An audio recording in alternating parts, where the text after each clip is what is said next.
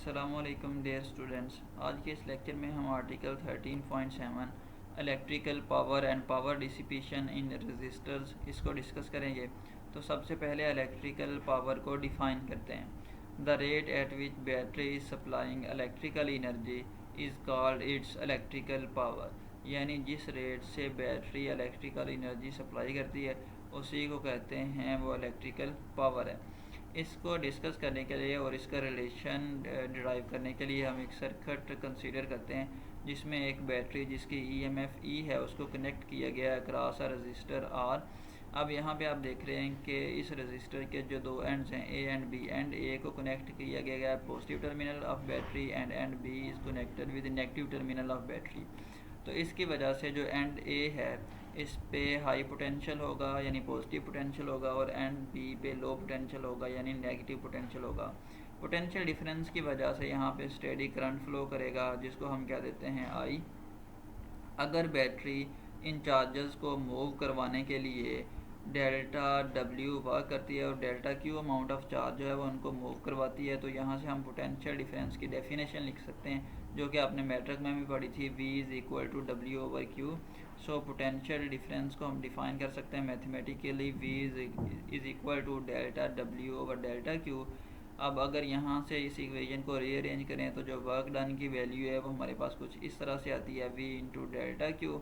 अब यही जो वर्क डन है एक्चुअली यही एनर्जी है जो कि बैटरी सप्लाई करती है चार्ज पार्टिकल को, तो इसको हम इक्विवेलेंटली यूज़ कर सकते हैं या इसको लिख सकते हैं कि यही जो वर्क डन है जो कि बैटरी करती है यही बैटरी जो है वो एनर्जी सप्लाई करती है। और ये जो एनर्जी है ये फिर किस फॉर्म में होती है, ये इलेक्ट्रिकल एनर्जी की फॉर्म में होती है चार्ज पार्टिकल के पास।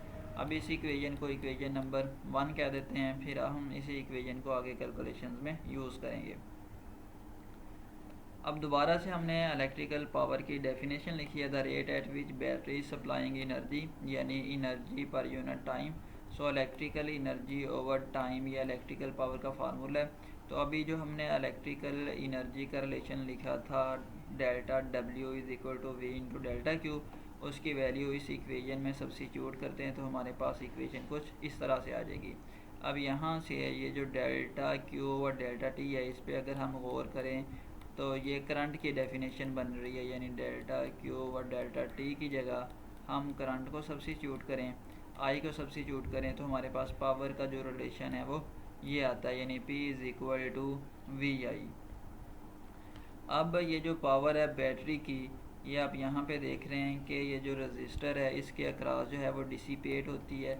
जैसे करंट फ्लो करता है तो यहाँ पे हीट प्रोड्यूस होती है और हीट की फॉर्म में इस रजिस्टर में बैटरी की ये पावर डिसिपेट होती है। अब अगर हम law of conservation of energy apply करें यहाँ पे तो जो बैटरी की पावर है वो डिसिपेट होती है चूँकि रजिस्टर में across register in the form of heat. तो हम सेम फार्मूला को यूज़ कर सकते हैं by for the calculation of power dissipation. So the power dissipation या power dissipated P is equal to V I, हम सेम फार्मूला यूज़ कर सकते हैं according to law of conservation of energy. अब इस इक्वेशन में V की value Ohm's law से सब्स्टिट्यूट करते हैं जो कि था V is equal to I R. इस इक्वेशन में इसको सब्स्टिट्यूट करें तो हमारे पास जो रिलेशन है V की वैल्यू सब्स्टिट्यूट करें जो रिलेशन है वो इस तरह से आ जाता है, P is equal to I square R, where I is the current and R is the resistance of the resistor. अब अगर इस इक्वेशन को रीअरेंज करें यानी ओम्स लॉ वाली इक्वेशन को, तो अगर करंट की वैल्यू निकालें तो वो आता है I is equal to V over R. और अब इस इक्वेशन को अगेन जो है वो इस इक्वेशन में पुट करें हम आई की वैल्यू यानी वी ओवर आर, तो जो पावर का रिलेशन है उसको हम इस तरह से भी लिख सकते हैं, P is equal to V square over R. अब यहाँ से हमारे पास जो पावर है उसके डिफरेंट फार्मूलाज आ गए, P is equal to V I, P is equal to I square R and V square over R. अब ऐसा यूनिट जो पावर है वो आपको पता है वो वाट होता है। Thank you.